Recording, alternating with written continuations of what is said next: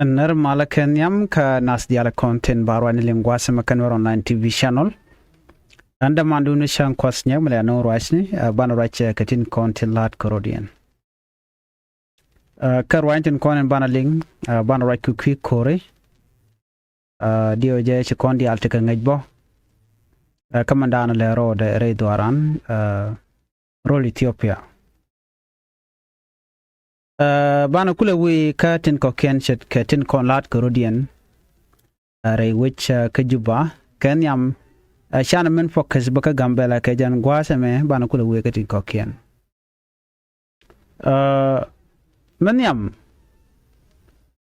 men de nyak ka yekel de la kurdana shalinga no shi tuogan wale kam dan ka ber kone kone la Nuer en korme shi korme tot kormi mo chana ra jorne ka kor gwasen paywe ki ninten paywe ka cha kon jog bokatin kon lat korodien te lat keber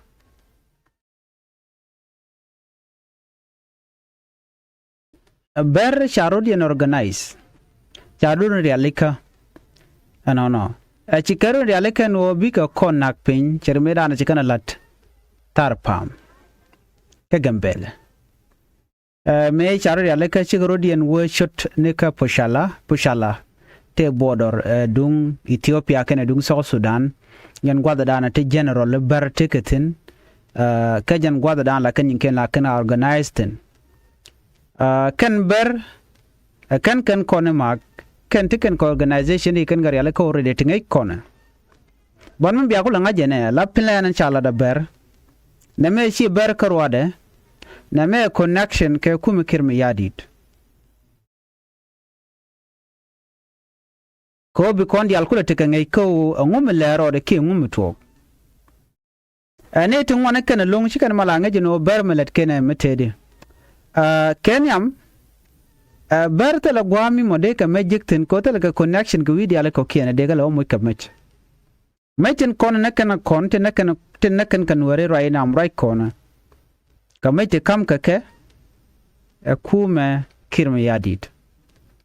ngai kon malat ke kuumɛ kiir mayardit ano jen jaga ber ko beka kap kamech ko bi ken Nuer ti de rol buñ bi ken chianen bi ken kule yar ki jen first time no ba ber ba support kiir mayardit enerun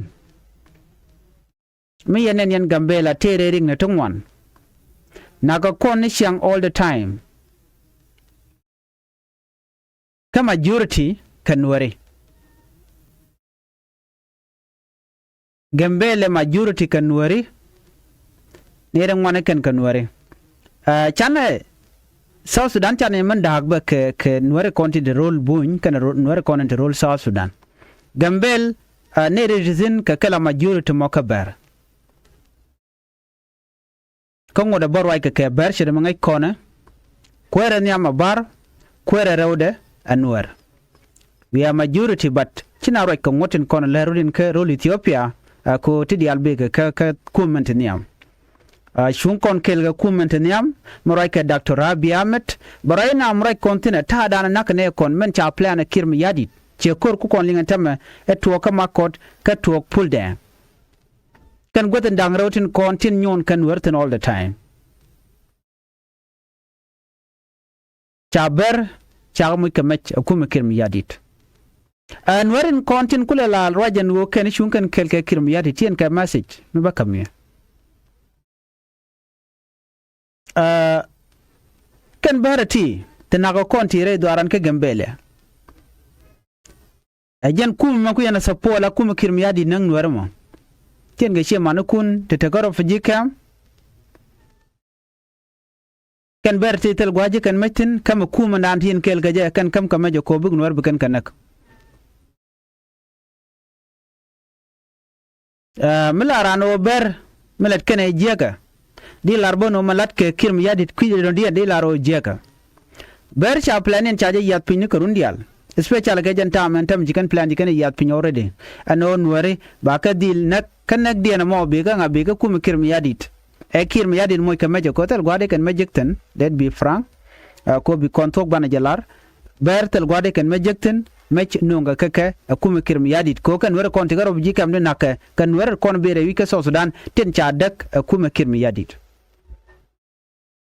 so kore ci tuɔɔk kore kon lat korodian special kore ci tuɔɔk on wala chete ka jibone ka chete ne ti jitet nien but ci kuidan kan report but kuiber chete ne ti jitet nien ten ber ci na mak na baka ke jo mashalat no dong mi ken iling bi ngaje no chana chaka mak no ka makot no ti gwa mishal banub dak nyen gwa dan ci beri na mak ten so kor cha nyo report gwa da me gwa dan ci na nyo me ken pul deng ngoda ba cha ka joche manana ngai kone pul deng an wenemi so men kula tin jene men bana ngai kon ware me ci ngaje no ci ber ci kan dor gor ko ci kan gor ka social media ka ci ne nyaga ye te gan wer ngwan ngai kon te la ro ni siang special ram mo de yana gorlong no mak thiang la ro ka social media me te mission nong lab jang ngade no correct ko gang ko na tik dan by the way gente na gwara dien tele manang mandante gambele but diere ga tik nene kon lan wore the same way diene diala ko ken ga jabono den wade ga tik mugwa but ne de ci dier ko dong mo ken kur ken chup kiji ke tel yam ci tuok do run mi cha no nga ber la ja gujir malat ke ber dong tel milet ken ber ku ko kon da meje long run dial kon ga da kon pitin ga gambele ka ngin manan lat ke ber ci ga shwan wore ken chup jala larkano why Nuer ke too slow to think outside the box mana ka yene chiang ka yene to mongwana yen ka yen majority de cholo di ne to la ya mo ke chudu no ka yene de kuyen madan la jena ko ber ku ga nek dan la tung ne ku la ne de chup ko di chi kon ko lose ti an ne ga ber ne to go to de no de la ga gambela but yet chi kon gor bane condemn ke chi kon right in bo la gunje rami chura jito chewe ka siati ke chewe ka politic when it come ko Nuer bi tek you are part of it no den wade ga tek run jin mi chajid na ke chaji mi karek ngeda no de kontin bitik lose ka ngane ka kan kon wore shika ber target dina wo bigun wer bikan ka tu so bi ako ngaje no nen man pai no ya gwado men o kiir mayardit ano shika mat kana ber ngai kono chi first time nga 2013 meda na ba kon 2014 2015 dia je share more information changa ka gambella te ene ramumo mula gwanter Nueri la janga kok bu jang kok yuken ba jugono wi anaka ke jem nen yena tama naka na karo vajikam anywhere mde kontin naka kon so janta dan le rode no mo mde gwano de yena ngach so ku jamo ci bari are ya le ka ci kon yan majang wala ka nyok ku kon madan bibin ko gwasen be na me mde tinde ku jogono nene all the refugee camp tinin Nuer tikitin ajiran South Sudan ajiran Ethiopia gorno brodo gang go take a very important chikon bu goro ba kon nek ne timo tel mi ngikene gor kono banatik cirta dan tikin keje ko ber la dien keli on tamo ka social media o ba Nuer nak kan Nuer kene de nyam tila bos ko bi malbe ben bat ci ber chikana goro de mal der ben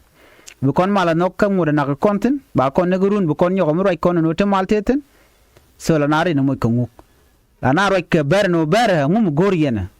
me yu akude laro kura kwa tayne den banare nu moy kerek but bertel development min kan ga gambele ko kan an area da kone de kone chalan wore ka gambele tel min non kan ten mila development changa kel te dial le ku yir muktablat kuumɛ NGOs ne dial te ku yir ka goda kon le ne tin kon gan wer bo shunya tin long ka ta dan chen kane je gaja en yet cha tuk den cha go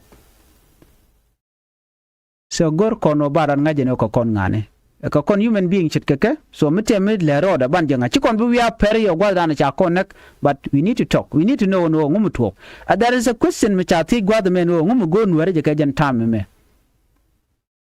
adul gorka gor konamo e discipline gor konamo ke unity gor konamo amenden gor konamo menyam mitale unity kan Nuer tele mugwa dul gor ko de gwa ba ko chen ju gwa ba ngor bu na nyur bang mitin nyir ti keten kam dan kon were so man to gambele reng mu goro ba gwich kon wer chare no bo pan ken korodien so mu gor kon bana dung ber bana jalu gor kon nok gor kon mat gor kon mal so bana dung ber ban je kula loch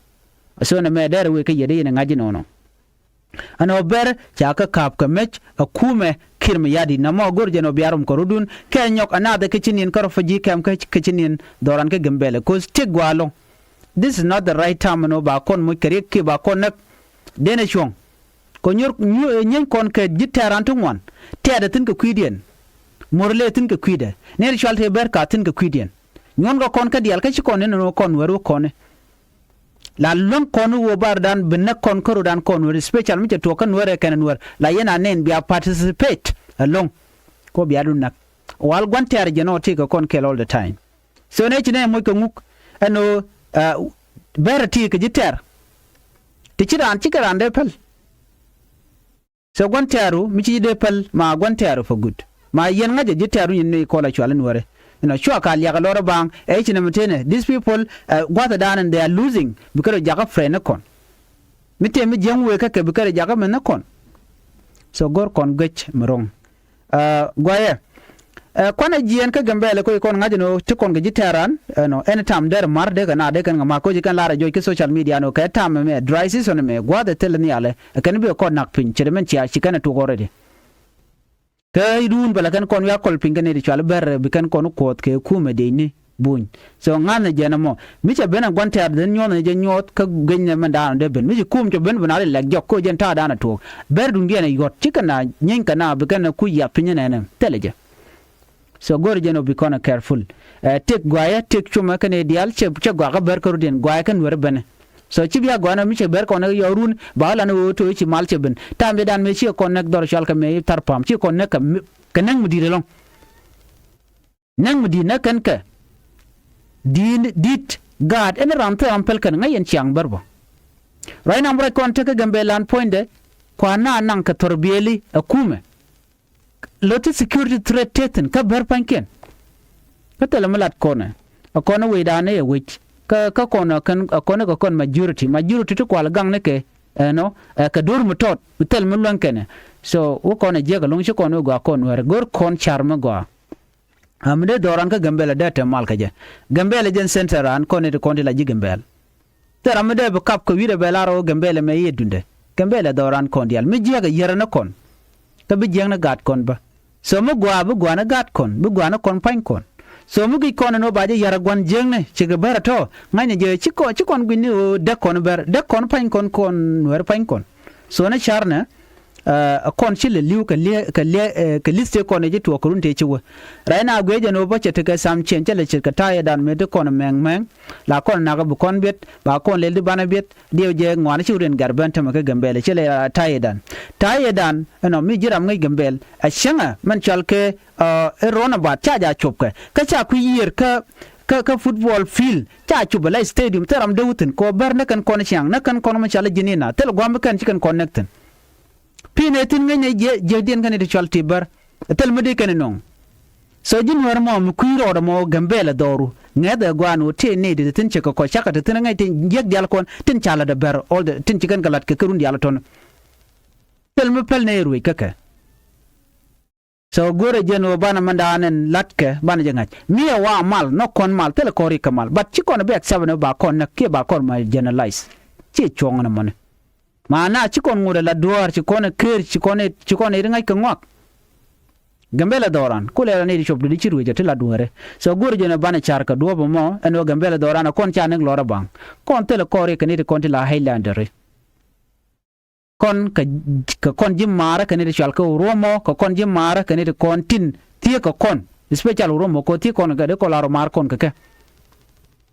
bane de tie chal ka berti ke enemy of peace ka gambele ti kon ka all the evidence nyu do kan de jek ti chiro den lut ko de na shen ka kel la mal gor ken werun be kan o yar ba mal gor chipan ga je pai mal pilot ka gambele chaga ya jamen wichar everything was done but today chi kon mana let kon chi men chi kala chi kon nen ba mal ba no but tomorrow they kill people why nekan kon ka town nekan kon ka village ne kon wukan kon nak bom men refugee camp ne kon la refugees so Sudanese refugees nekan ka kon wer gor kon pek please gor kon obaran mat very important that's what I'm saying ko mal tetin everything bala possible ko kon amal mad development bugo ben ban metela kon mat kon wer tel gwam ban otin amen yer ku kon advocate ko de kon te kamat batene la teu ke ci kon mere kuumɛ ka ci kon mere kot everything ci ge ko kon sometime lana charo dwai kan kon ba kon ko la chala nore ko mi ci kon met ka kel so what will be the outcome ngon dial bi ge kwana we re kuumɛ ka kiir mayardit ka South Sudan ngai kon diale no kur teten kam Nuer kana jang bana jalar no ko antame kuumɛ spela yo changmente ga jang re telat kana no most of the people tin kon ditin kan Nuer kan dial ko ena spela yo kwala damne je jena ka kore da na sha no ko kon gwade sha connecting ke 2013 kuumɛ kiir mayardit baroina amrai kone shetika crack down mi tuɔɔk kam kiir mayardit kan netin kone la lat ke la senior government official especially de kone la jang ke senior minister ka kuumɛ de especially de kone let national security service kan de kone let gwa yone ne de tiden te keling tani let kan ka petroleum tanken ka kwara kone kap ka finance no man ko lat gwa same riga dan sho lat ke ka kwar gwa de dan ko bana ka kula connect tega joma chalat president dung America si Trump chara jalong ko South Sudan der tikamal ka South Sudan che bitikamal bang bitikamal unless chane de kon yar ke je chaga kon kepke chake el accountable katin je kon let ken ke so right now she kuumɛ America she can kuumɛ South Sudan ti kan jogo no mu kan she aneling no bene all the fund bene ka cut dio je chiaro mo chiajeling man chala Donald Trump you know so chiaro je wona ne de konen logo be malba bene jene kuumɛ South Sudan ki kuumɛ government right ke kiir mayardit report me michalat ka ci kon diale nen ci kon share online den me chala de wona ne de konen loka male kuumɛ ko kuum point che wona ko na ko target the good thing jene ci kuumɛ United Nations chikana ngaja gwanu wacha Nuer shakana that is the good things right now cause chikana ku acknowledge ano kiir mayardit chagar tiene chakana kashe air structure je use lo chere nyal chike use na kan Nuer chaje ku acknowledge right now ano there is a massacre re do Nuer chikana ku acknowledge chikana ku ngaj yelara kel shi ku jen ka jen wala da but me kana kon chonkel ke kana kon ngaje te ripon mi ben ka kai kana ngach jerme pa köör United Nation pa we re we ka kubo chicken all the detail chicken ko ngach ano ngum le roda ano SSP da pinker mi yari ku kan target Nuer chicken ngaje ore so kana ben meda nation now right ka disa baba ala Africa Union summit de shanen te ga shawlatin te da kun pin mala kula gwa ko mi kwar ci nyur la international community la kana te go ba problem ba ngaje no am problem te wena dia ren ma char jare ti gen chabet che accept no ayen ka ja allo ka ja kana complaint ko ngaje ramadan yene rami mo ngaje no lo ni jala to go no be which southern be jar tel mi ci kem tel mi ci da kam char lat ne ga president bakale konte cha yen ka ke jen chanyen ndang ro bakale ko pay doke dan kana to da kana jamleb che accept no kiir mayardit alen malade ko medan we ke juba nang international community chepel den ji kire nyogo jien che we ka Africa Union summit den cha jogo no jina lu nyol the political detainees lu ndakre ma char kene ne ke diale concentrate jien ko bi malbe ben ko is the only way ko kurja no ka jongle kurja ga yunde state kurja ka panal ko malbe ben min kene de tene chola de okay ba ka luñ chu kana la na mo jen sha kun ne no take a group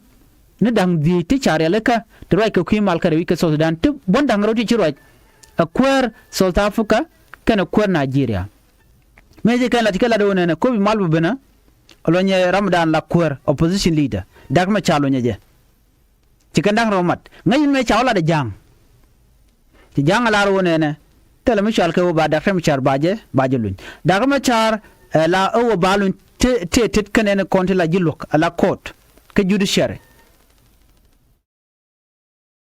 kanedin kon te glan ko ba da kam char baje luñ ka gwaado mi me element chalat ki odor chato chawo unconditional release mu nyono jeno ay dalar ki jeno te der wala tele der abira dan mu malu ben ka South Sudan kene no chaate nyu ga te jela do no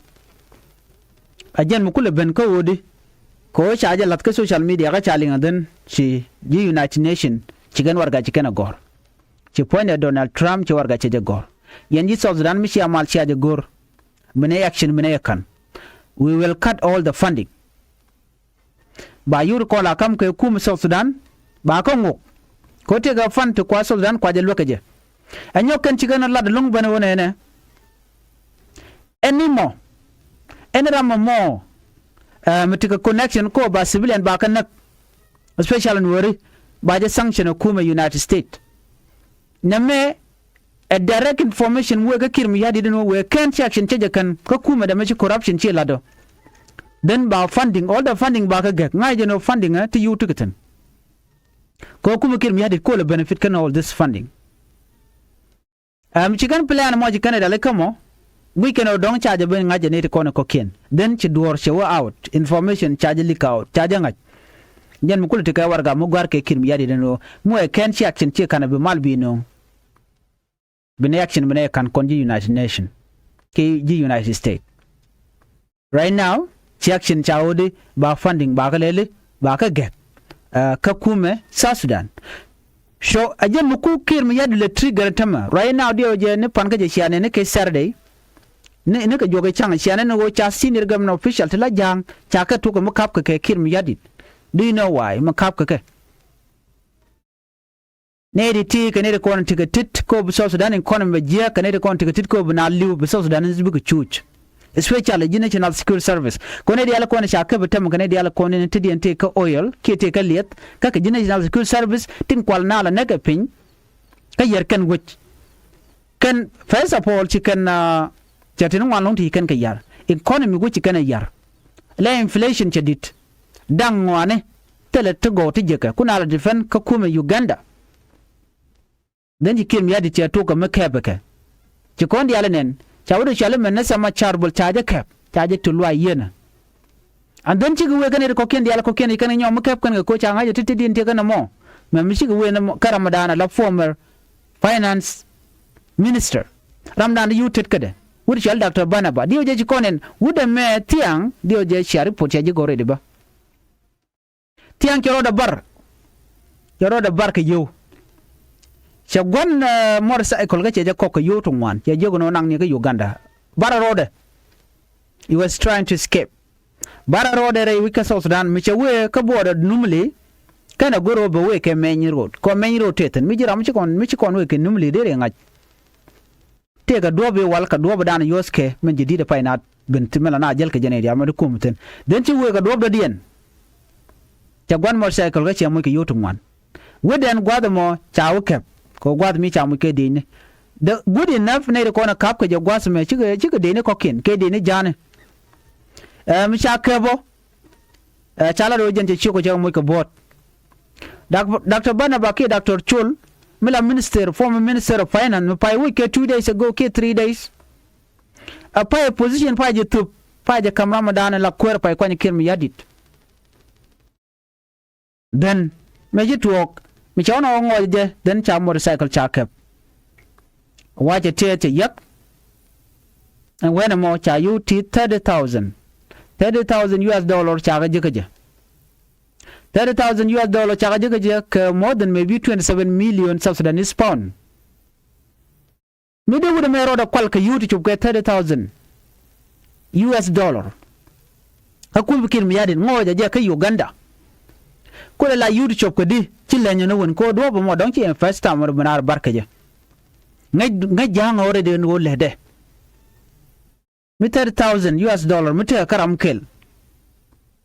mala minister of finance jen point e kon let la minister of finance ke 2013 we 2024 ka yudi chop di ko le chamo ti ci yaran tam mo keliu ko la corruption mi tede and then chane ko ken chaka ke te let ka bang kiir mayardit chana mo cheje tuk reason nana kap ke kem biya ko ngaj ata dana cha ka threat ke jen o yen mo kana sha wuci ari alaka sha economic chi ari alaka sha ko sha je caption ko these are the people that were funding war ka South Sudan ajana barka na rodien ka jamono ko kiir mayardit la ja kwanya medan cha ko kiir mayardit jana is looking for solution so ne ko la kwanya ken ko la chur dio je shi ayala ke na metem biya ngaj kiir he chanen mugure bi ngaj no kiir ngule demo ne te cha woje kala nonga mo wi kwam ne te cha woje kala nonga mo wi kwam ko jen che guru baram jidido dien meken corruption mo kana janga jagwa and then che bunung ajem la kwanya ra dien mi cha kon woj be no wi kwam ko rutu mor kan de kon ba kep ngare jagwa ko ne de ngwan long tiketin te de kware kan je ka de mo ko position didit ba che guru no ba ga mat gwa mo te ne de ko reserve ko run bu ka South Sudan bu ka yaleka then che kiir mayardit kala ramimo chiti go cha nyoko mele ke jen tam to continent ma che kiir mayardit ana che köör cha to me kebeke kan köör to akan shane no kabeke re yuki juba ka to ka lwa yena amenimi cha nan ka kot me nan ka ko den ba lu gan ende lu ka kwidien ka ta tin jeg diale ken galat ba ko lo ngaj ko ngai kon diale kon lat kurdin me dan cha to ka Dr. Bolmel after that cha bunga de no cha tene de cha bunak netin konen te tilet ka petroleum chit ka wut de je wutet ka ki wut nyam medan cha nak mi ge ken o ne medan de wut shal me manne sama cha dong de tikiten so all this thing ke cha plan a kuma kiir mayardit no balat so na me der we ke yen go kiir kwaje threaten a kuma United Nation anu mu e kan kiir mayardit che Dr. Machar che jelun bana another